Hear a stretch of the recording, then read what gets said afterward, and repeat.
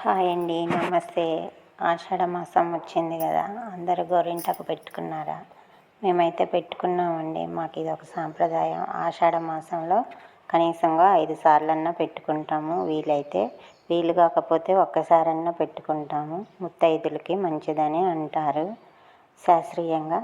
Science ప్రకారంగా అయితే ఎండల వేడి శరీరంలో తగ్గుద్దని గోరింటాకు పెట్టుకోవాలి, మంచిది అంటారు. అందుకని ఖచ్చితంగా ప్రతి సంవత్సరం ఆషాఢ మాసంలో వీలైనన్ని సార్లు పెట్టుకుంటాము గోరింటాకు. ఇది మా వదిన వాళ్ళ ఇంట్లో తెచ్చుకున్నాము. గోరింటాకు తెచ్చుకొని మా ఇంట్లో ఉంది, కానీ చెట్టు చిన్నగా ఉంది. పెద్ద చెట్టు అయితే బాగుంటుందంటే ఆమె కొమ్మలు ఇరగదీసి ఇచ్చింది. ఇంటికి వచ్చి తెంపుకొని నూరుకొని పెట్టుకున్నాను. వీడియో నచ్చితే లైక్ చేయండి, షేర్ చేయండి, సబ్స్క్రైబ్ చేయండి, కామెంట్ కూడా చేయండి. మీరు పెట్టుకున్నారా గోరింటాకు? ఆషాఢ మాసం వచ్చింది కదా, పెట్టుకుంటే చాలా మంచిదంట. పెట్టుకోండి. అది ఆకులు పిల్లుకొని మిక్సీలో వేసుకునేసరికి చాలాసేపు పట్టింది. మా పక్కింటి అమ్మమ్మ నాకు కొంచెం హెల్ప్ చేసింది, అందువల్ల తొందరగా అయిపోయింది. తర్వాత మిక్సీలో ఎలా వేసానంటే, కొంచెం పుల్లటి మజ్జిగ, నిమ్మకాయ ఉంటే నిమ్మకాయ, లేకపోతే చింతపండు ఉంటే కొంచెం 2 రేకలు చింతపండు వేసి మిక్సీలో వేసుకుంటాము.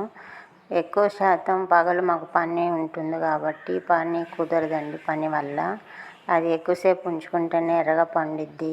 కోన్ అయితేనేమో తొందరగా 10 నిమిషాల్లో అయిపోద్ది. అలా కాదు, ఇది ఆకు కాబట్టి కొంచెం ఎక్కువసేపు ఉంచుకుంటేనే పండిద్ది. కాబట్టి పగలు కుదరదండి. పగలు మాకు చేనేత పని ఉంటుంది కాబట్టి ఎక్కువ శాతం వరకు నైట్ టైంలోనే వీలవుతుంది. ఎక్కువసేపు ఉంచుకోవాలి కాబట్టి పెట్టుకోవటం అయిపోయింది. బాగా ఎర్రగా పండిందండి. చూడండి, చూసి లైక్ చేయండి, షేర్ చేయండి, సబ్స్క్రైబ్ చేయండి, కామెంట్ కూడా చేయండి. మీరు పెట్టుకున్నారా లేదా? పెట్టుకోకపోతే పెట్టుకోండి. చాలా బాగా పండింది. నాకైతే ఎర్రగా పండింది. చూడండి, చూసి లైక్ చేయండి. బాగా ఎర్రగా పండిందండి. సూపర్గా పండింది కదా. నాకైతే బాగా నచ్చింది. బాగా పండింది. అసలు నేను ఇంత బాగా పండిద్ది అనుకోలేదు. చాలా బాగా పండింది.